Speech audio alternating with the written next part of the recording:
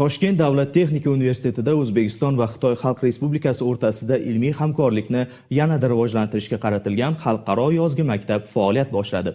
Mazkur xalqaro dasturda Chin o'lkasining Konchilik va texnologiya universitetidan kelgan 42 nafar talabalar, professor o'qituvchilar va yosh tadqiqotchilar ishtirok etishmoqda. Ilmiy tajribalarni almashish, qo'shma tadqiqotlar ko'lamini kengaytirishga qaratilgan mazkur loyiha haqida muxbirimiz so'z yuritadi. Poytaxtimizda o'zbek professor o'qituvchilari 42 nafar xitoylik talabalarga ta'lim berishmoqda. Xitoy Konchilik va texnologiyalar universiteti talabalari uchun tashkil etilgan yozgi maktab dasturi o'z ichiga geologiya, konchilik ishi, tog'kon muhandisligi, raqamli texnologiyalar, sun'iy intellekt, ekologiya hamda innovatsion muhandislik yo'nalishlari bo'yicha nazariy va amaliy mashg'ulotlarni qamrab oladi. Mashg'ulotlar Toshkent davlat texnika universitetining malakali professor o'qituvchilari tomonidan olib borilib, ishtirokchilarga zamonaviy ilmiy ishlanmalar, ilg'or texnologiyalar va sohadagi yangi tadqiqotlarning o'zbek modeli natijalari taqdim etilmoqda.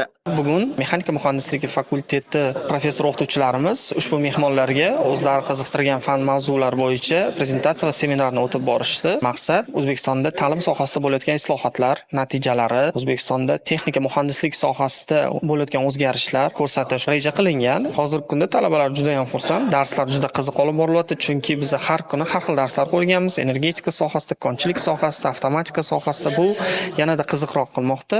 Dastur doirasida O'zbekiston Xitoy olimlari tomonidan amalga oshirilayotgan ilmiy tadqiqotlar natijalarini ishlab chiqarishga joriy etish, akademik almashinuv kabi muhim mavzularda muhokamalar ham tashkil etilgan. Bu esa ikki davlat olimlari o'rtasida yangidan yangi loyihalar yo'lga qo'yish uchun muhim ahamiyatga ega.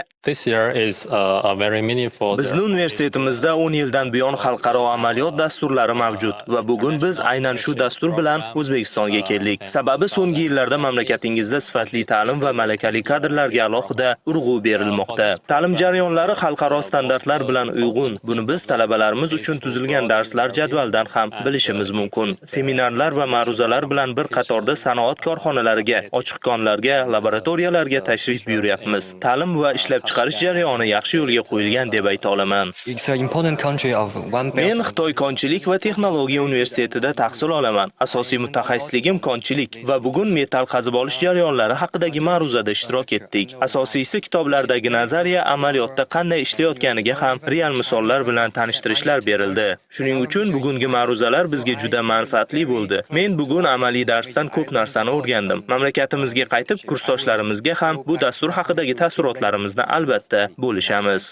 Yozgi maktab faqat auditoriya mashg'ulotlari bilan cheklanib qolmaydi. Dasturga muvofiq delegatsiya a'zolari Olmaliq kon metallurgiya kombinati, innovatsion o'quv ishlab chiqarish texnoparki hamda universitetning zamonaviy ilmiy laboratoriyalari faoliyati bilan tanishadilar. Ushbu tashriflar davomida xorijlik talabalar mamlakatimizda ilm-fan va sanoat integratsiyasining amaliy natijalariga guvoh bo'lishadi. Mirzolim Rustambekov, Mohrish Muhammedov, Abdulaziz Abdusamadov, Hudud informatsion tahliliy dasturi uchun